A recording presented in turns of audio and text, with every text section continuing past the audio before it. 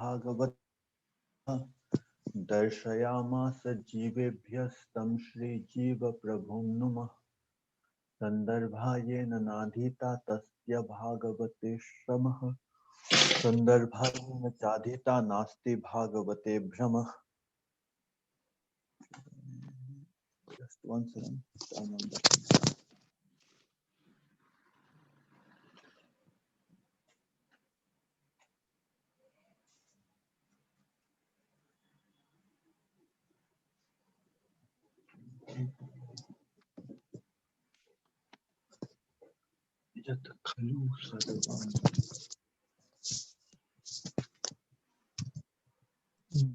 Srimad Bhagavatam is the natural commentary on Vedanta Sutra and the essence of Gayatri. So this is very important because this Vedanta Sutra is, considered important by many people. Like people respect it. So we are saying that Srimad Bhagavatam is the natural commentary on Vedanta Sutra, and similarly this Gayatri mantra, like many people respect it. So we are saying that it is the essence of the Gayatri mantra. Have you heard about this mantra called Yes, Gayatri? yes, bro. I have heard, bro. Om, boom, boom, like that. You will start now, bro. Yeah, yes. So that one is Brahma Gayatri. Yeah, there are many Gayatri, but yeah, that Brahma Gayatri is. Yeah, that one. Okay. So this one. Indeed, Lord Vyasa was not satisfied even after compiling all the Puranas and the Vedanta Sutra. So there is a story that he was not satisfied even after compiling all the Puranas and the Vedanta Sutra. He therefore brought forth Srimad Bhagavatam. So since he was not satisfied, so therefore he wrote this Srimad Bhagavatam, which was revealed to him in trance. So Srimad Bhagavatam was revealed to Vyasadeva in Samadhi as the natural commentary on his own sutras. So what happened is that he wrote the Puranas and he wrote Vedanta Sutra, but he was not satisfied. So his Guru Narada told him that you have not glorified Krishna, that is why you are not satisfied. So Narada asked him to meditate on Krishna, and then this Srimad Bhagavatam was revealed to him. So as the natural commentary of his own sutras, of Vedanta Sutra, it was revealed to him as the natural commentary of Vedanta Sutra. In Srimad Bhagavatam, we find the consistent reconciliation of all scriptures as understood from the fact that the Bhagavatam's truth revelation unfolds directly from the Gayatri mantra. So this Gayatri is also said to be the, you can say, the essence of all scriptures, that mantra. And we find that the Srimad Bhagavatam truth revelation directly unfolds from the Gayatri mantra, the embodiment of the essential meaning of all the Vedas. So the meaning of the Vedas is in Gayatri, and Srimad Bhagavatam will reveal the truth of Gayatri. These things will be proved later. Yeah, all these statements will be proved. This characteristic of Srimad Bhagavatam is described in Matsya Puran.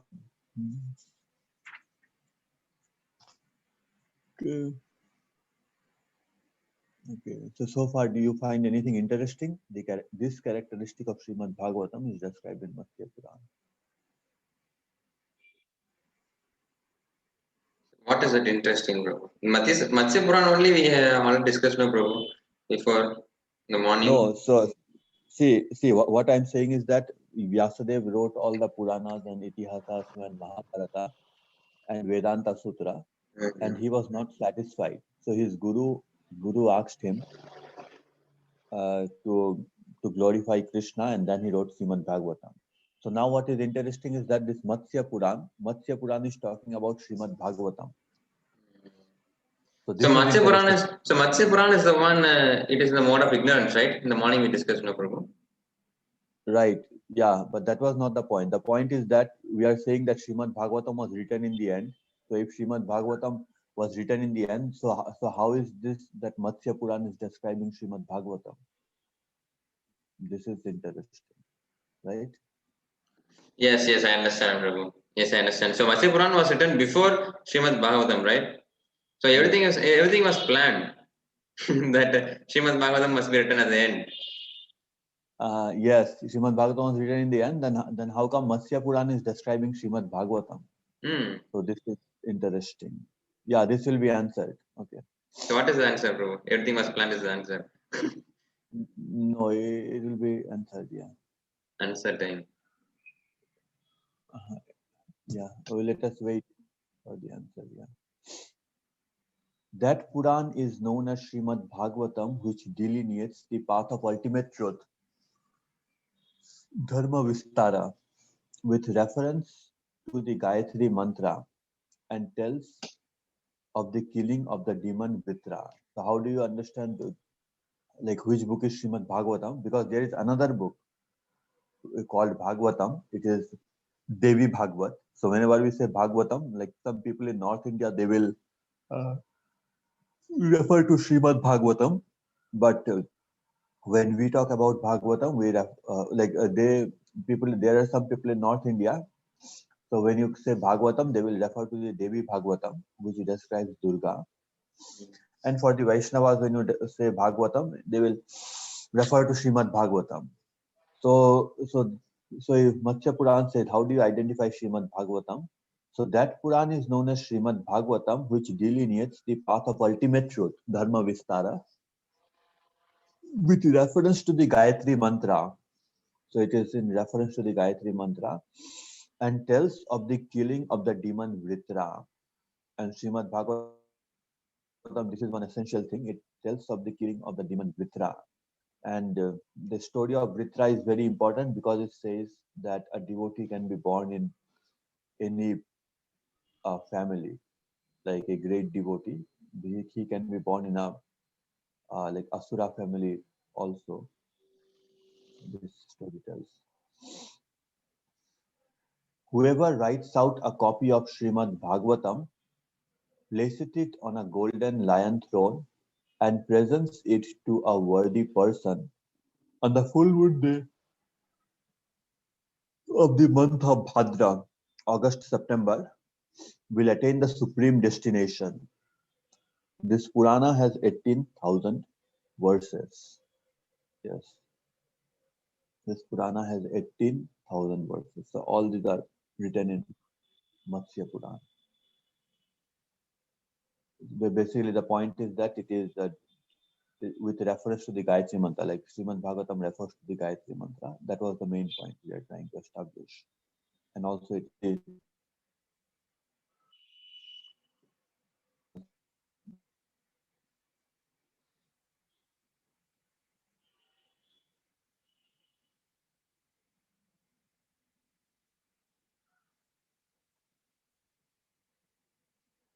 Mhm.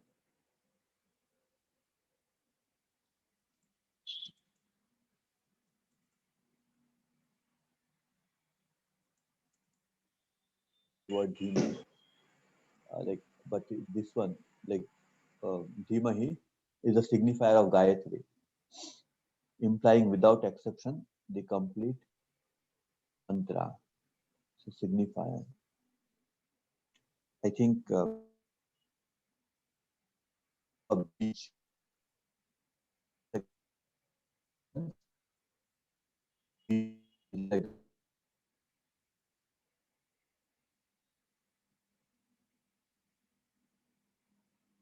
to like there is a Gopal mantra which describes Goloka. So again, it is a secret mantra, but that has a bij, like it's called Klim. Like Klim is the bij of that mantra. So the Klim word will be there. Similarly, there is one Narasimha mantra for Narasimha Dev, and the bij is Shrom.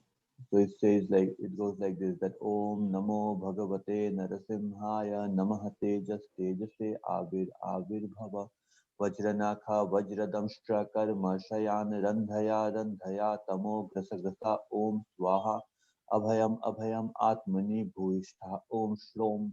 So this Shrom word is the beach of this mantra.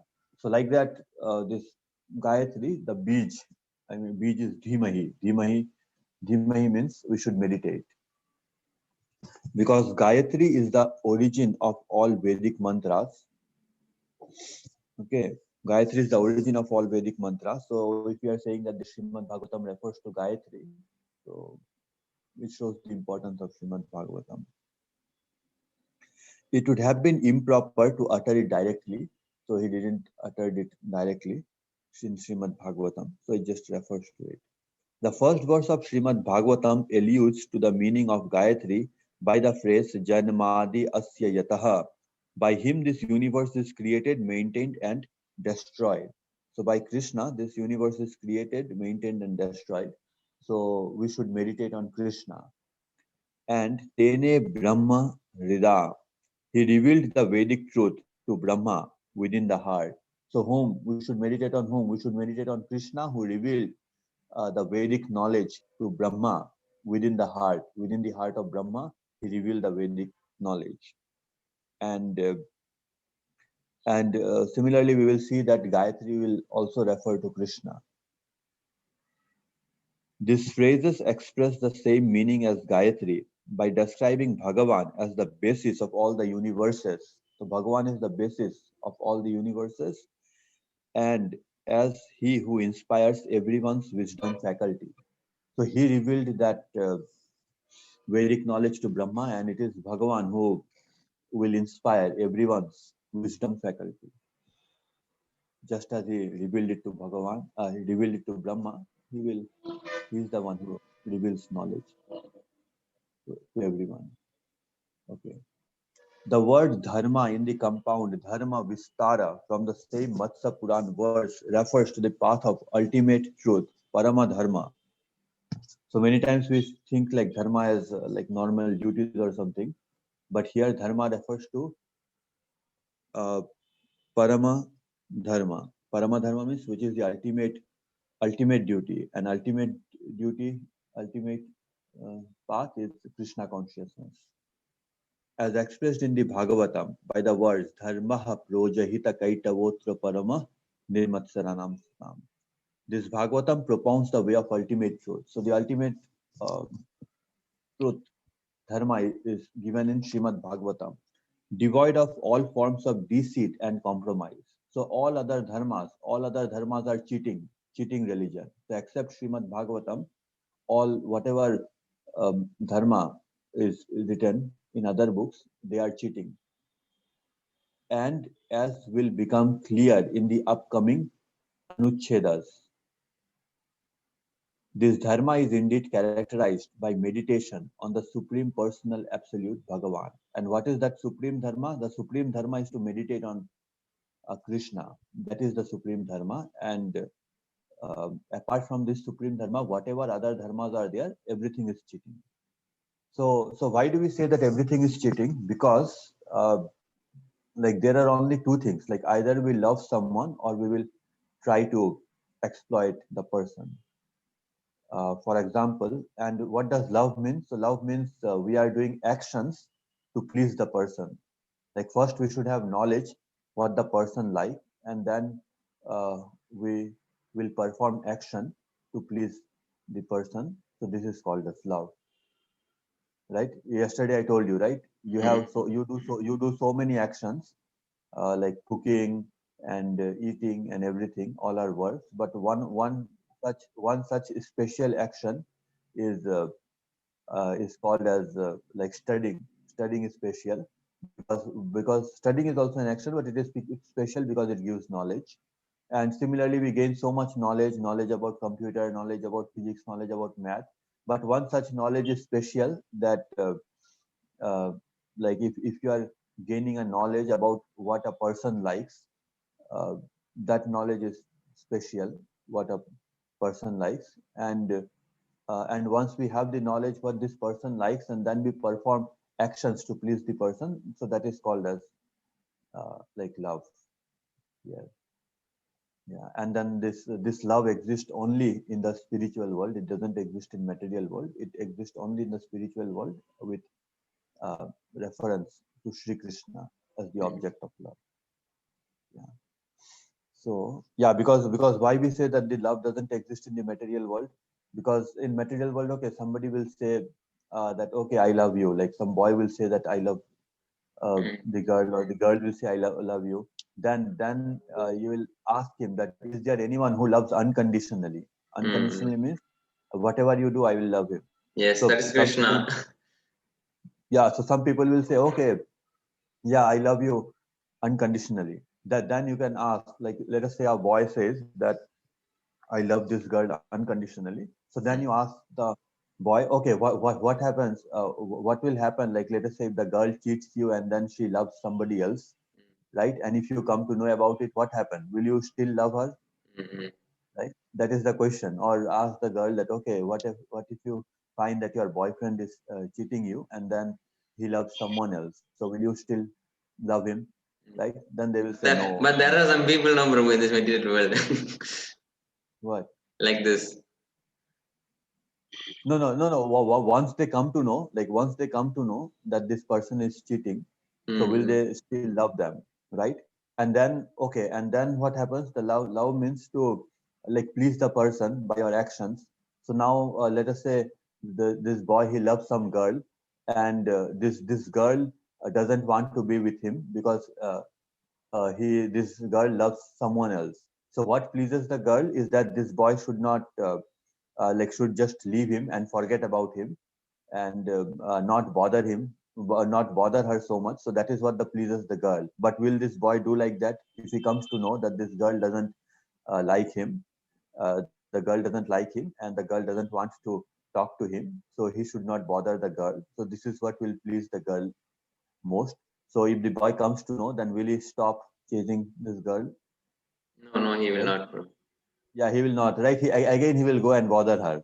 So love means if you should know what the person wants and you should do the action. So if you come to know that okay, this girl doesn't like you and she doesn't want to be bothered by you, so then if you have to please her, then it just means that you don't bother her, right? Mm. That's what will please you. But will the boy do like that? No, he will again keep on going and Mm. harassing her. So this is not love.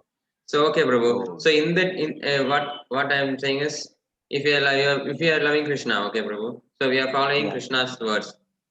For True. example, we are trying to spread this Bhagavad knowledge by our own self. Consider you and me. We are trying to spread Uh, this Bhagavad knowledge. Okay, Prabhu. okay. But according to the fourth chapter, Krishna says, "Bas Bhagavad must be learned by the from a spiritual master, right, Prabhu?" If Right. we Right. yes, but if we are trying to spread this knowledge because of our love towards Krishna to get pleased by the Mhm. Krishna, in the same way we are opposing the what Krishna says, no, Prabhu. No, no, no. See.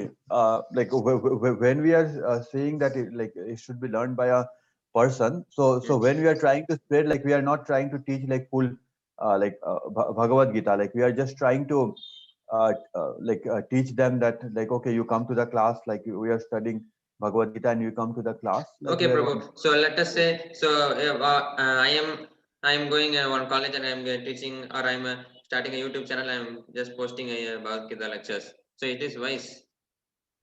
Uh, Right. See, like the thing is that like based on that time and this time, like some things have changed. So yeah. So if we think that we are like independent teacher, because so far like our teacher has not permitted us that oh like now you have learned everything, now you become a teacher, like Mm. you have got all the knowledge, you become a teacher. That is not permitted. So if we think that we are independent, and if we try to bring our own student before ourselves finally like fully understanding Bhagavad Gita and fully uh, like reading and understanding Bhagavad Gita. So if we try to do it independent like that, then that is not good. Like if we think that oh like I know more than Guruji, so I can start my own like channel and bring my own student. Like no need to go to Guruji's class. Then that is not true. But on the other hand, if Guruji has advised us to okay, go and spread the knowledge and then bring the people to his class, so we will go and talk to people, and when they are interested, we will bring them to Guruji's class. It means we are not acting independently, as because so far we have not studied the Bhagavad Gita completely and like understood it completely, means at least like a good understanding. And so far Guruji has also not permitted that, oh, you have understood it, now you go and spread the knowledge on your own. So, Because like what I that. see is in the social media, there are many people starting their own channel just by Yeah, reading by they don't know themselves. anything. Yes, Yeah, yes. they don't. Yeah, Just by and reading the just by reading the scriptures, they are saying just vomiting like the same thing. So that yeah, only I was. vomiting, but without understanding, without digesting the scripture, they are just vomiting without digesting. Mm-hmm. Yeah, that yeah. In fact, in our case also, I think yeah, you have to read Prabhupada Bhagavad Gita, and in my case, I read till chapter 5, all the three Bhagavad Gita, and the other two Bhagavad Gita I read chapter 6. So Prabhupada Bhagavad Gita I have to read chapter 6, and then yeah, and then I need to read like, let us say, like all the other chapters from 7 to 18, like all the three books. Like one is Bhagavad Gita by Prabhupada, and one is by Baladev Vidyabhushan, and one is by Vishwanath Chakravarti Thakur. So Mm-hmm. yeah, if we read all those three, like then we will have like good knowledge. Yeah. Mm-hmm. So what is the Yeah. common thing you found, and what is the different thing you found, Prabhu? See, common thing is that the ultimate, like Prabhupada's Bhagavad Gita, the conclusion, he has given the conclusion. Conclusion is the same, that Krishna is Supreme Personality of Godhead and we need to worship Krishna. That is the conclusion, a common thing. That is the essence, because all three are Vaishnava and they were in the same line. So Prabhupada followed Baladev Vidyabhushan, and Vishwanath Chakravarti Thakur was the Shiksha Guru of Baladev Vidyabhushan. Mm-hmm. So this is the common thing is there. And what is the difference thing is that the other commentators, they have commented as per the verse. Like if the some verse will be talking about Nishkam Karma Yoga, some verse will be talking about Jnana Yoga, and some will be Bhakti. So the other commentators have said that, oh, this verse talks about Karma Yoga, this verse talks about Jnana Yoga, everything. But Prabhupada, he gave the essence, like the essence is Bhakti. And when Prabhupada came with this book in the West, when Prabhupada came to the West, he found that, oh, like people don't have like sharp memory, and basically like everyone, in Mm-hmm. fact, us also, like we are just like donkeys Yes, because yes. we don't want to study Bhagavad Gita. So if you tell them so much knowledge, Karma Yoga, Jnana Yoga, this yoga, they will be confused. And if Mm-hmm. somebody doesn't read the book completely, then they will think that, oh, Karma Yoga is the best. Because my uncle read Bhagavad Gita, he said that, oh, like when my aunt was pregnant, so every day he was reading Bhagavad Gita and Prabhupada Bhagavad Gita, and he just read up to chapter 3 only. And he says, oh, I like Karma Yoga very much. He just read chapter 3. Mm-hmm. Yeah. So people will, if you tell about Karma Yoga, somebody may just read up to chapter 3 and say that, oh, Karma Yoga is the best. I read Bhagavad Gita, it talks about Karma Yoga. So Mm-hmm. what Prabhupada did is that he knows the essence is bhakti. So in every sloka he will tell about bhakti, bhakti, bhakti everywhere. So yeah, which is good in one sense, because if you just read any page of the book, you will understand that you have to do bhakti. In that sense, it is good. But then if you are trying to read the entire Bhagavad Gita and trying to find meaning, and then trying to uh, like refer to various slokas and try to understand how the flow comes, then you will be confused that, oh, this verse seems to be saying something else, and Prabhupada is writing bhakti. So that way it will be difficult for you to understand. So if you have to understand like everything technically, like in your mind, like if you are curious about everything and Mm-hmm. tries to understand how these words are related, then in that case, like Baladev Vidyabhushan's like Bhagavad Gita, it is difficult to understand, but it is best in that case. But ultimately, after reading the other two Bhagavad Gita, like Baladev Vidyabhushan's, it establishes the Siddhanta, because there was the accusation that, oh, the Gauriya Vaishnavas, they don't have a commentary on Bhagavad Gita and Vedanta Sutra, so they are not bona fide. They are just some people chanting Hare Krishna. They don't know anything. So Baladev Vidyabhushan wrote a commentary on Vedanta Sutra and Bhagavad Gita. So his commentary, he wrote it in a way that people cannot find any mistakes. He wrote it in that way that it establishes the Siddhanta, and people won't be able to find any mistake saying that these are sentiments to the people. So that way, Baladev Vidyabhushan is very technical, and it gives like the accurate understanding of every verse. But in Prabhupada's case, he understood that anyway, these people have short memory and they don't read anything. So they may not read the entire Bhagavad Gita, they may just read 1 or 2 pages. So if they open a page on Karma Yoga and we glorify Karma Yoga, then he will say, "Oh, I read Bhagavad Gita. It talks about Karma Yoga. It says we need to do Karma Yoga."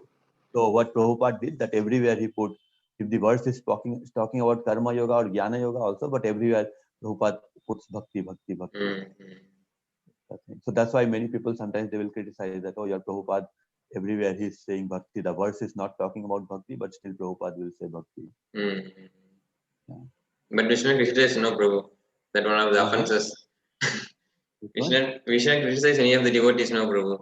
Yeah. It Because becomes they one are of not the. devotees, right? Yeah, those people are not devotees. They are just like this Marta Brahmans.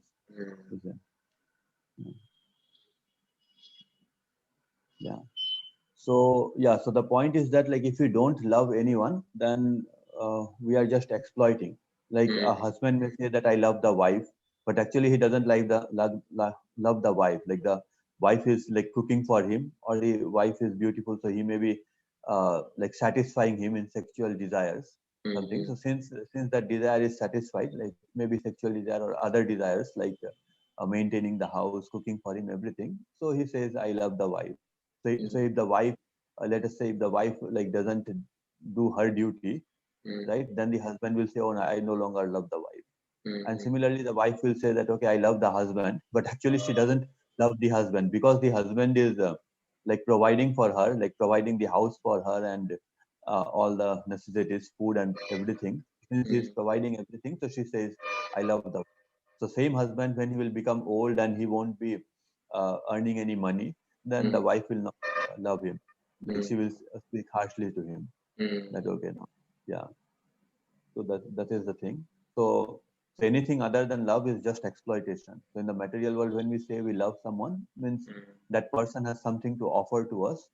So we want to exploit him. So we say like, okay, we love it.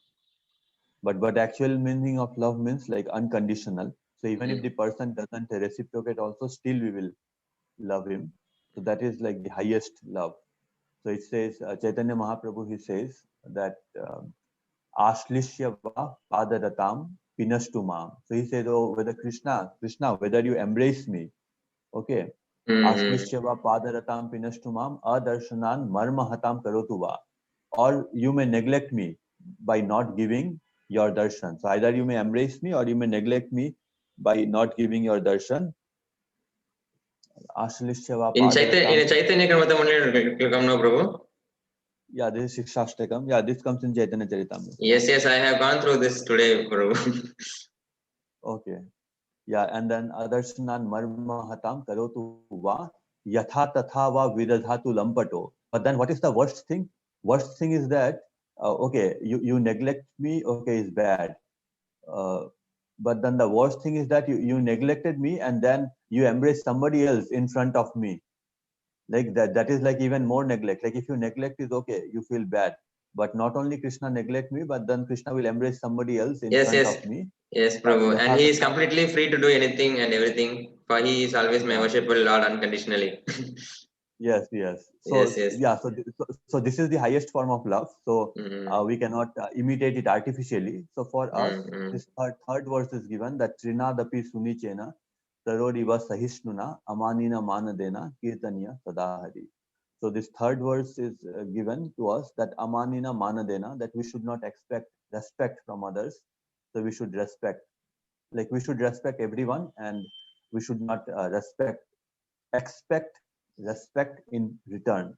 So if we can follow that, that itself is a big thing for us, like to respect everyone, because even if the person is not respecting us, still we should respect him. And so how is that possible? It says taroriva sahishnuna. So for that to do, we need to be tolerant, because if we are not tolerant, then if somebody doesn't respect us, then we will again shout at him. So if we are tolerant, then we can practice him. And then how can we be tolerant? So tolerant means trinadapi sunichena. So if you are humble, then a grass. So if you are humble, then only we can be Yes. tolerant.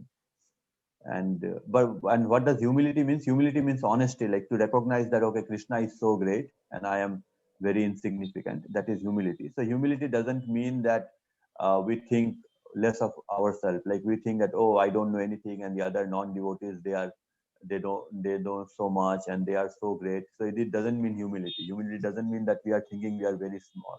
mm, Humility means that we understand Krishna is so great, and now mm, we understand that Krishna is so great, then we understand we are very insignificant.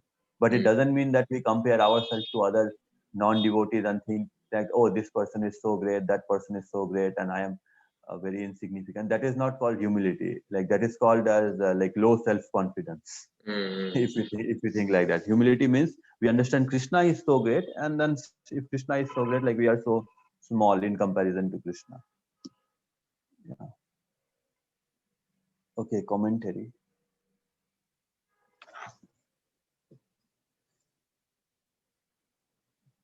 Srimad Bhagavatam contains the story of its own appearance as the crowning achievement of Srila Vyasadeva's literary efforts. First, Srila Vyasadeva arranged the four Vedas and then he composed the great epic Mahabharata for the benefit of women, Shudras, and others who are ineligible to study the Vedas because they do not undergo the sacred thread ceremony Upanayana Samskar. Yeah, so in order to read the Vedas, the person has to undergo the Upanayan Sanskar, and the Stri we are not allowed, women we are not allowed, Shudras we are not allowed, and the other three classes, the people who are not Brahmana, Kshatriya, and Vaishya, of them, like the people who are not strictly following the rules of that class, Varna, so they are also not allowed the Upanayan Sanskara. Like for example, let's say if there is a Brahmana, but that boy is very dull. Like his father teaches him that first you pass stool and then you wash. Okay, but if the boy is so dull, the boy is so dull that first he will wash, first mm, he will wash his hand and everything, and then he will go and pass stool, and then he mm, will come back without washing. So he doesn't know which one to do first and which one to do next. Next he doesn't mm, know. mm, So such kind of fools they won't be taught the Vedas. mm. Yeah. Open and yeah, but anyone can chant Krishna's name and he will get the highest benefit. Okay, not undergo the sacred ceremony, who is considered which is considered a prerequisite for the study of the Veda. So the sacred ceremony was a prerequisite because okay. Next, Vyasadev compiled the Puranas, the Because I natural can't able to see commentaries. the screen, bro. It's same thing. Not able to see? No, it is there, still there. I can able to Not see the able to. screen, but commentary I can't able to see. I can see only the No, purport. no. Sorry, I can see only this one. Sloga only I can see. Bro. Is it?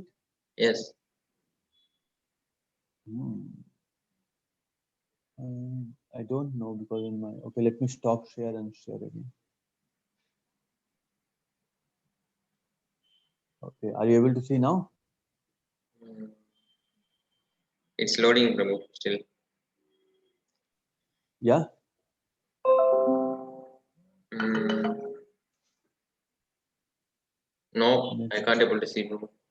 It's dark. Okay. Okay. Let me stop my video. I think your video is already stopped. Okay. Let me stop my video now. Like, do you see this word next? Next word he says.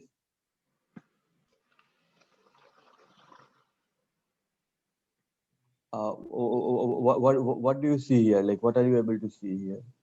I can just see Timunandi has started screen sharing. That's all, bro. I can't able to see other than that. Okay. Don't know Maybe why. your Yes, bro. My internet connection is bro. So let's start, bro. No problem. okay. Yeah. So this Upanayan Sanskar is considered a prerequisite for studying the Veda. Okay. So the people who have not undergone Upanayan Sanskar, they cannot study the Veda. So after compiling the Veda, what did Vyasadeva do? So next he compiled the Puranas, the natural commentaries on the Vedas. And these Puranas can be read by anyone. And then he provided the essence of the Vedas and Puranas in the Vedanta Sutra. He provided the essence of Vedas and Puranas because different Puranas tell different meanings. So he provided the essence in Vedanta Sutra. But again, this Vedanta Sutra is very difficult and only the Dvijas they can study. Twice born. But even after all his literary output, Vedavyas felt discontent. He was not happy, although he did not know why he was not happy. Even after doing so much, writing the Vedas, Puranas, Mahabharata, Vedanta Sutra, he was still not happy. Then his spiritual teacher Narada Muni approached him and identified what was still lacking in his exposition of ultimate truth. So Narada Muni approached him and told him that, okay, what was missing? So Narada Muni says, you have composed a great and extraordinary work, Mahabharata, which elaborately explains the various goals of life. So Mahabharata will tell about dharma, artha, kama, moksha. Thus, the investigation of immanent truth, means investigation of Ishwar, like Ishwar, undertaken by you has been fully realized. So immanent truth means like God is present within the material world. So he is the controller of the material world. We call him as Ishwar or Paramatma. So to investigate about Paramatma, you have written Mahabharata, and this Mahabharata is elaborately explaining the various goals of life, like how to achieve this, how to go to Swarga, how to go to, like how to get a good wife, how to get a good husband, how to get a nice house, how to get a lot of wealth. Everything Mahabharata is describing. But actually, you wrote the Mahabharata so that people can come to know about Ishwar or Paramatma. That was the main intention. You have also inquired into and realized the eternal, transcendent, absolute Brahman. Yeah, so you have realized the Brahman and you have also inquired about the Brahman, eternal, transcendent, absolute Brahman. Yet, in spite of all this, O illustrious one, so even though you have done so many things, right, you lament, you are still lamenting, you lament your condition as if your efforts has been in vain. Like you are not happy after doing all this thing, you have done so much, still you are not happy. Why? Oh, best of sages, you are not happy. Why? Because you have not elaborated the glories of Supreme Personal Absolute Vasudeva. So you have not glorified Vasudeva and you have not glorified the pastimes of Vasudeva. That is why you are not happy. Although you have written so many Vedas, compiled all the Vedas, Puranas, Itihas, like Mahabharata, still you are not happy because you have not glorified Sri Krishna. So that is what brings happiness, like glorifying Sri Krishna. So you have not glorified Sri Krishna to the same extent as you have repeatedly described the four human goals, beginning with dharma. So you have repeatedly described dharma, artha, kama, moksha. You have glorified them so much, but you have not glorified Sri Krishna so much. Like you might have glorified him in some places little, but that is not enough. You have not glorified him enough, and that is why you are not happy. So, yeah, are you able to see the screen now? Yes, Prabhu, I am connecting with my phone.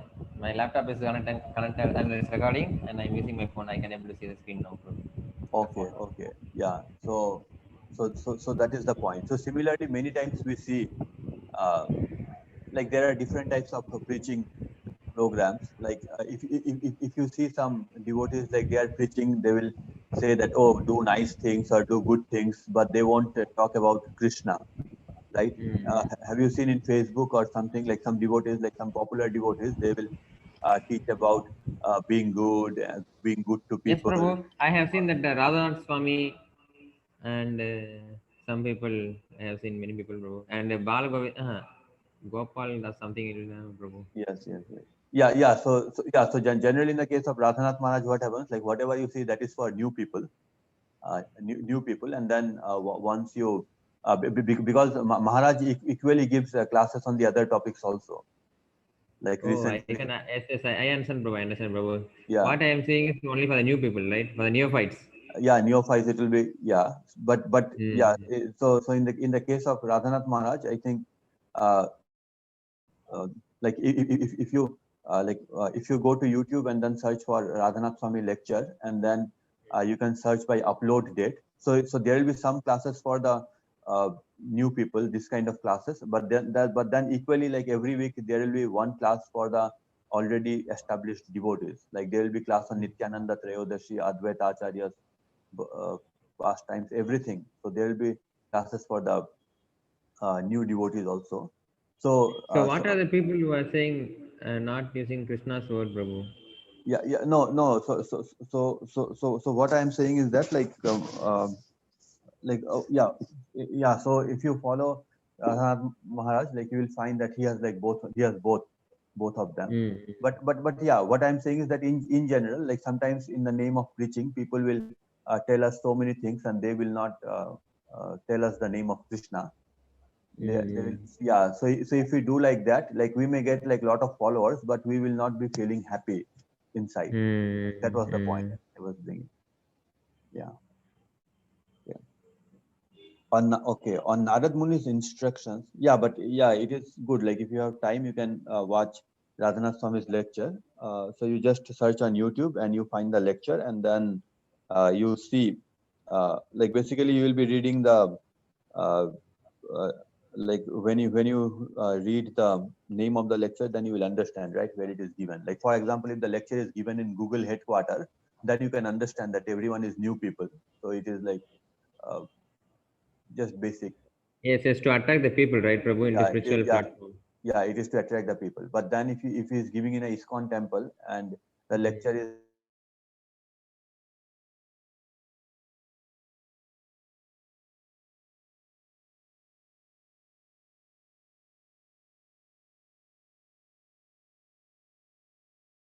is that for what, and Prabhu?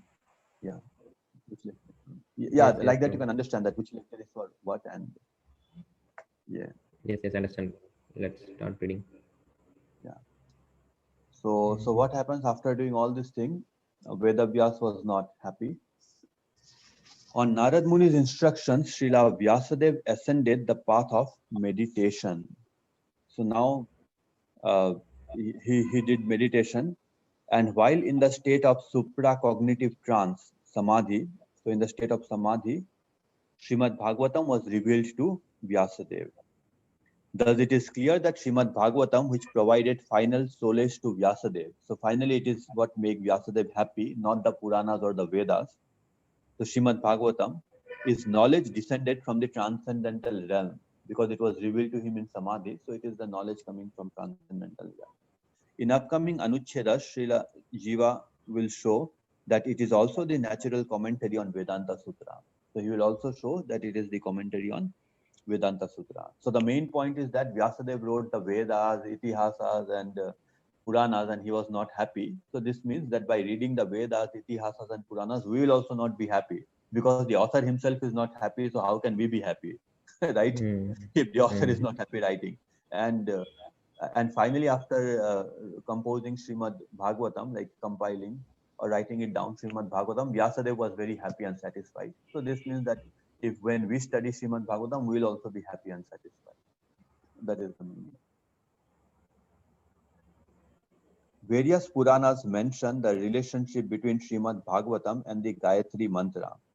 Gayatri is considered the essence of the Vedas and is supposed to be recited at dawn, noon, and dusk by every twice born person, Brahmana, Kshatriya, or Vaishya. So whoever has undergone that Upanayan Sanskar, he is supposed to recite Gayatri 3 times a day. According to Sridhar Swami in Bhavartha Deepika, Srimad Bhagavatam begins with the Gayatri Mantra. So he is saying that Srimad Bhagavatam begins with the Gayatri Mantra. So that we have to understand, because Gayatri Mantra is this one, that whatever you say, that Om Bhur Bhuvah Svah Tat Savitur Varenyam Bhargo Devasya Dhimahi Dhiyo Yo Na Dhiyo Yo, I think Na Prachodayat, something like that. So that is the Gayatri Mantra.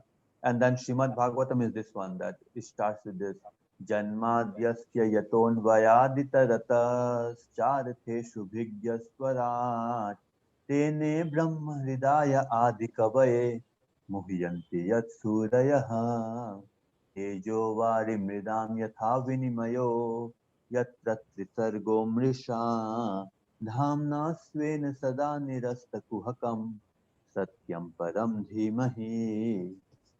So, so we can say that, oh, these two verses are different. So why you are saying that the Srimad Bhagavatam starts with Gayatri? So this he will explain here little bit, but in the third book, Paramatma Sandarbha, he will explain it more. That why do we say that Bhagavatam begins with Gayatri? And in the Paramatma Sandarbha also, he will explain it more how it is a commentary on Vedanta Sutra. But here he will just explain it little. Commenting on the first verse of the Bhagavatam, he writes, Sridhar Swami, that the Gayatri phrase indicated by the word Dhimahi begins this Puran. So this Puran, Srimad Bhagavatam says Satyam Param Dhimahi. And the Gayatri, we also heard that Dhimahi is the beach seed mantra, the seed word of Gayatri. And then Srimad Bhagavatam uh, shows that this work, Srimad Bhagavatam, embodies the revealed knowledge of the absolute Brahma Vidya, known as Gayatri. So Gayatri was supposed to reveal you the Brahma or Krishna, and the Srimad Bhagavatam is directly revealing Krishna. Srimad Bhagavatam says, okay, what Krishna does with his friends, what he does with his mother, what he does with his girlfriends, right? How he behaves, what he does with his servant, everything he is revealing. So Gayatri was supposed to reveal Gayatri was supposed to reveal the supreme absolute truth, and Bhagavatam is directly doing that. He is just revealing Krishna only. Yeah. Because Srimad Bhagavatam is based on Gayatri, the cream of the Vedas, it delineates the path of ultimate truth. So it doesn't say about some less important truth. Like it doesn't say that, okay, worship Indra and go to Swarga and enjoy life. It doesn't speaks about some less truth. It talks about the ultimate truth. The Bhagavatam thus calls itself the ripened fruit of the wish-fulfilling tree of the Vedas. So Vedas are considered a wish-fulfilling tree. Whatever wish you have, the tree will give. Like if you go to the tree and say that, okay, give me a good wife, the tree will give you a good wife, fulfill your wish.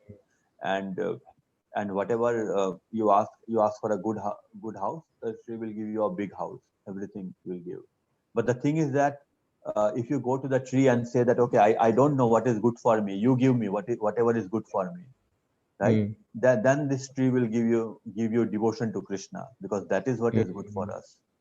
So it is called Nigama Kalpa Taror Galitam Phalam. Galitam Phalam means if you have a mango tree and so ripe mango, Galitam. Galitam means like it has become very ripe mango. So it is that Galitam Phalam. Galitam basically means melting. So when the mango is very ripe, right, you put in your mouth, it will just melt it. It won't be very hard.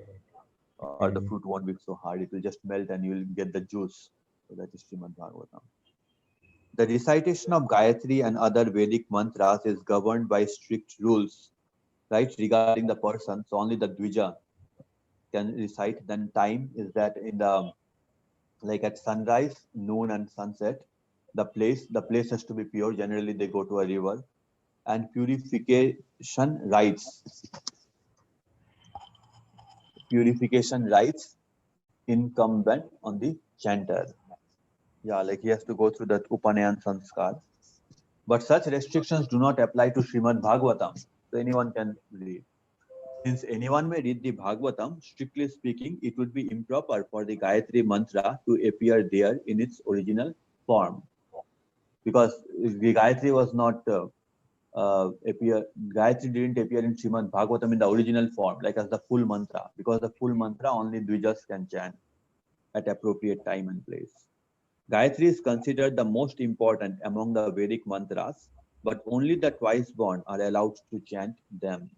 That is why Srila Vyasa Dev unfolded the form and idea of Gayatri in the Bhagavatam without quoting the actual words of the mantra. Like without saying the complete Gayatri, he unfolded the form. Form of Gayatri means the Bija mantra. The Bija word was Dhimahi. And the idea of Gayatri is that you meditate on the supreme absolute truth. And he is also saying the same thing, that Satyam Param Dhimahi, like that absolute truth, Satyam Param, like Param Satya. You meditate on the Satyam Param Satya, and he will show that Param Satya is Sri Krishna. So you meditate on Sri Krishna. That's what Srimad Bhagavatam says, and that's what Gayatri also says. Only one word from Gayatri, Dhimahi, has been kept to indicate his intention because it is a compulsory word in the mantra and carries its essence. So the word, the Gayatri, it differentiates this Brahma Gayatri from other mantras, this word Dhimahi. So he has kept this word so that people can understand that this is the conveys the same meaning as Gayatri.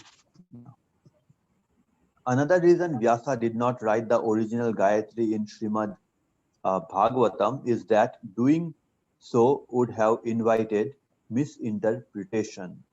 Why? Various schools of thought have explained Gayatri differently. Yeah, so this is the unique thing. Like different schools will explain Gayatri differently.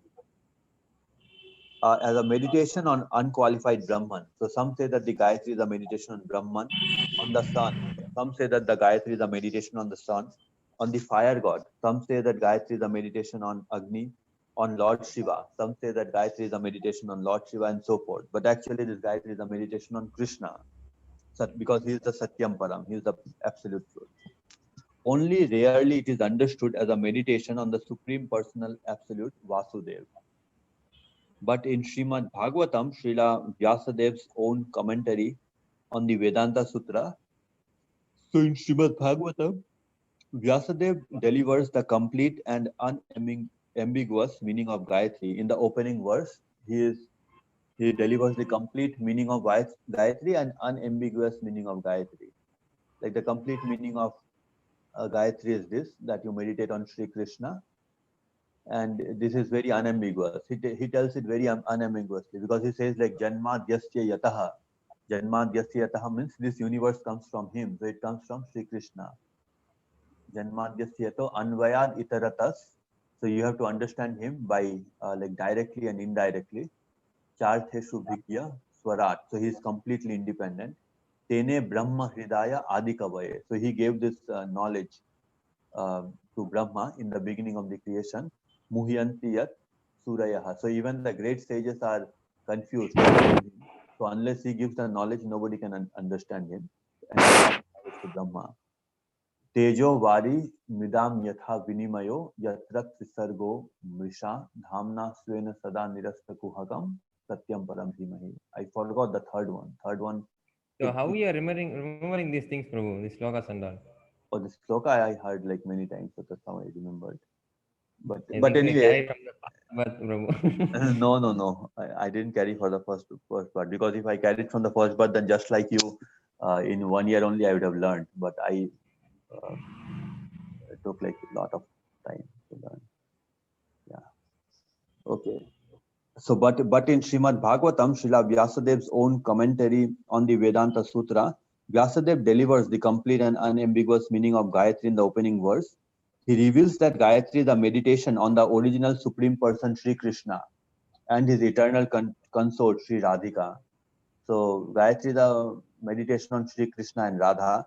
This meditation is indeed the highest dharma. So the highest dharma is to meditate on Krishna and Radha. In Anuched 105 of Sri Paramatma Sandarbha, Srila Jiva Goswami will explain the Gayatri mantra in detail, so in the third book. And in Krishna Sandarbha, he will give a thorough analysis of the Bhagavatam's first verse as the meditation on Sri Sri Radha Krishna. So in Krishna Sandarbha, we'll understand that the first verse of Srimad Bhagavatam is a meditation on Radha Krishna.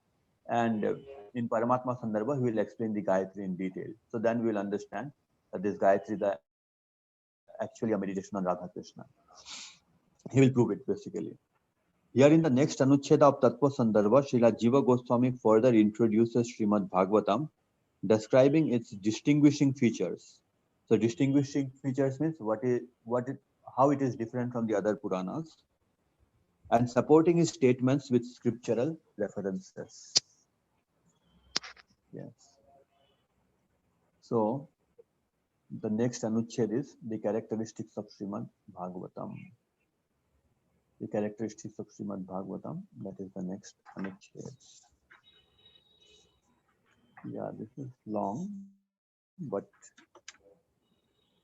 we can read it in the morning. Yes, Prabhu. Yeah, so these are the characteristics.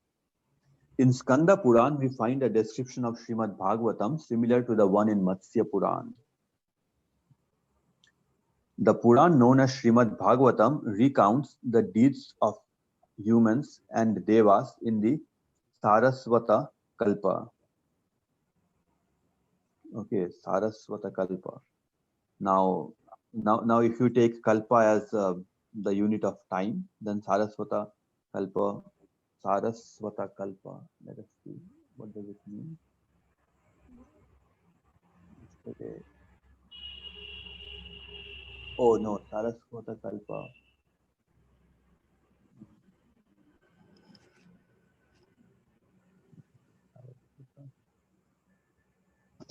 Okay, I think that meaning will be Kalpa.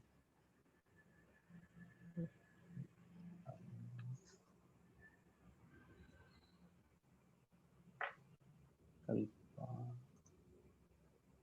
Each Kalpa is divided into cycles greater than one. Okay. So current is Shweta Kalpa. 28 Kalpa. See, Kalpa is the day of Brahma, right? And then Brahma's 1 month consists of uh, Brahma's 1 month consists of uh, like 30 days. So every Kalpa has a different name. So right now we are in the Shweta Kalpa. So like that, is there anything else? Saraswata Kalpa. Oh, okay. There is something as Saraswata Kalpa, like which is the 12th Kalpa. But if we take the literal meaning as that, it doesn't make sense.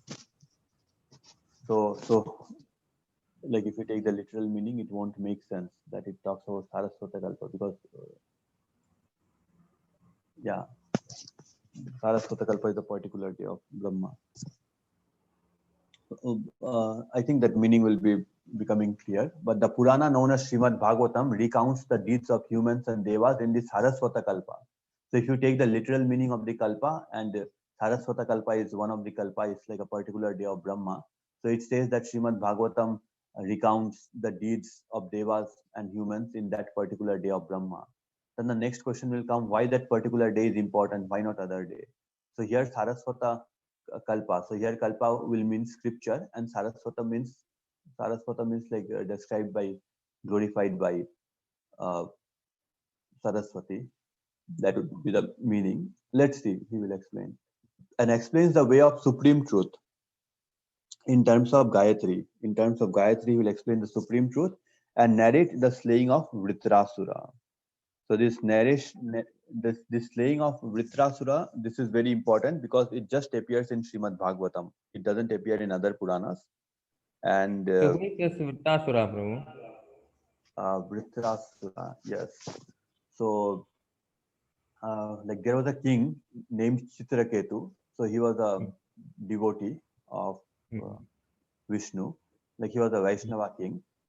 So, and he was a good friend of Lord Shiva. So one day, so Vitrasura had a airplane, and in that airplane, basically it was a palace which could fly. So one day he was flying in his airplane, and he was flying over Kailash, and he saw that Lord Shiva is sitting along with sages, like the sages. So Lord Shiva is sitting, and Parvati is sitting on his lap. Okay, on Lord Shiva's lap, Parvati is sitting, and Lord Shiva is giving instructions on vairagya, renunciation, and sages are hearing him. Okay, so he is a good friend of Shiva. So he just jokes with him that, oh Shiva, you are so detached that you are giving like knowledge on vairagya, but just see, like your wife is sitting on your lap, like you are sitting. Like you have made your wife sit on your lap, and then you are talking about renunciation. So he said like that, and he was laughing. But he was a friend, so he was laughing in joke. He was joking only. But Mother Parvati, she thought that, or as the pastime unfolds, that she thought that he is criticizing, he is making fun of Lord Shiva because Parvati is sitting on his lap, and in front of the sages, his wife is sitting on his lap, and that too he's talking about Vairagya. So she became angry and she cursed him that you become an asura. Okay, and then Vritrasura, he just accepted the curse. So the pastime of Vritrasura, as it will unfold, it says that a devotee can be anybody, whether he is in the body of a devata, or if he is in the body of a demon, or if he goes to hell, it doesn't matter. The devotee can be in any body, and whatever body he is in, he will always remember Krishna.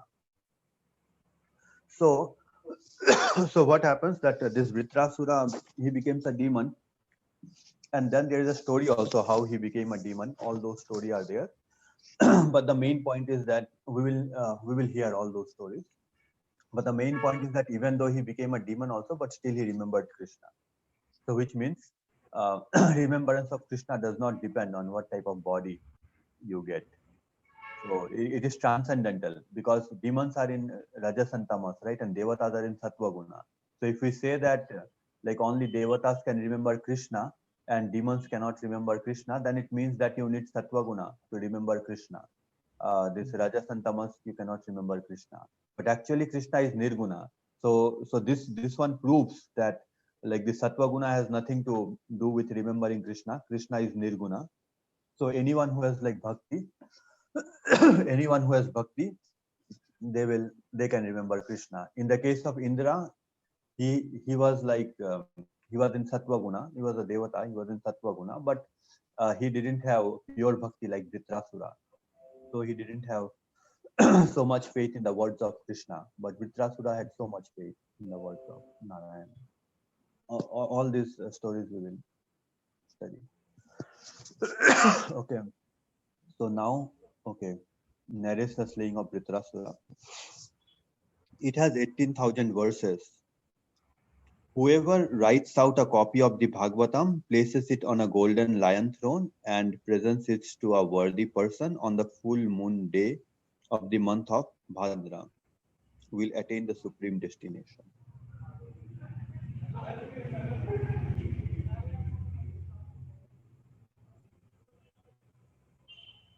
Okay, now one more thing, it's important for us to remember that if you have read like all the holy offenses against the holy name, I guess you might have read it yesterday, right? The 10 offenses. Yes, So, Prabhu.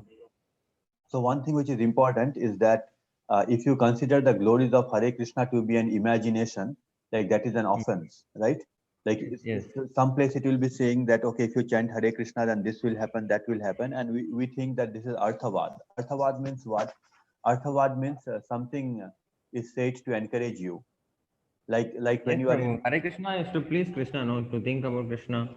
That's it, no, Prabhu. no, Hare Krishna is to please Krishna, but if you think the glories of Hare Krishna is imagination, like somewhere it might be written that, okay, if you chant one name of Krishna, then all your sins will be destroyed. Like that, it will be said, right? So if you think that to be an imagination, that, oh, they are saying it just to encourage you to chant. So if you think like that, then that is considered an offense, because whatever is said is true. Okay. So yeah, so if you consider it Arthavad, it is true. Then it is an offense. So now the point is that why they are doing so, like why they are saying that you should not consider it Arthavad, that they are glorifying it to encourage you, because in the Vedic scriptures there are many things which are Arthavad, like there are many statements which are mentioned to encourage you to do so. So we have to understand that apart from the glories of holy name, there are many Arthavad. Like somewhere it will be written that, oh, if you take a bath in that pond, you will be liberated, right? So it is just tells you to go and encourage you to go and take bath in that pond. But that is not true, right? Yeah, like see, the true in the sense is that you will get some benefit. It's not that you will be liberated, but you will get some benefit if you do that. You will get some But the benefit, but you sayings will not be regarding this liberated. Hare Krishna Nam are everything is true, right, Prabhu? Yes, everything is true. Yes, everything is Yes, true. okay. We have not realized it. Like it doesn't work for Yes. us because of offenses. Because of offenses, it doesn't work for us. But everything is Yes, I everything is understand, bro. true. Yes. So here also we have seen, right? It says like generally that Bhadra Purnima will come and ISKCON people, they will say that say that, oh, you purchase one Srimad Bhagavatam book. So in India, it comes like in 5,000 rupees or something. 7,000 rupees, Prabhu. Yeah, 7,000 rupees it comes. So I think during Bhadra Purnima they give it discount, like they give in 4,000 or like that, or 5,000. At that time, like there is some discount, so it comes. So now they will say, okay, now you say that, okay, I already have a book. Then they said, oh, no problem. You take a book for your friend and you gift him on the Bhadra Purnima day, and then then what will happen is that you will go to Goloka. Okay, you purchase one book from us, you give us 7,000 rupees, and you gift it to your friend on this day of Bhadra Purnima, and you will get you will go to Goloka. So now the point we have to understand here is that, of course, like if you take a book of Srimad Bhagavatam and give it to your friend, it is like very good, and people can worship also Srimad Bhagavatam. Even if they don't read, if they worship, they will get some benefit. But the actual thing is that a book is meant to be studied, right? When you buy a car and you do some car puja, right? People will do car puja. So it is not that they will keep the car at home and every day they will do car puja, right? So when you buy a car, means you will take it to the road and you will use the car to drive. Similarly, when we get a book, yeah, if you do Srimad Bhagavatam, definitely if you do puja, that is very nice. But ultimate purpose is that you should open the book and read the book, right? Yes. If you don't